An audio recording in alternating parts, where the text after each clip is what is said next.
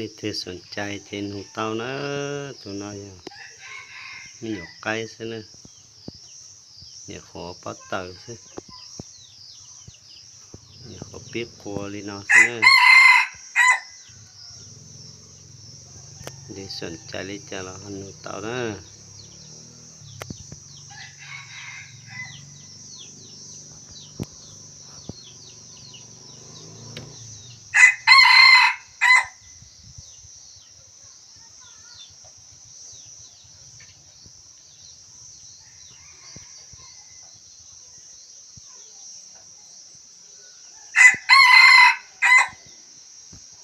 จะขาดรองเก้าจีรองเก้าใช่ไหมตาต่อที่หักเส้นละ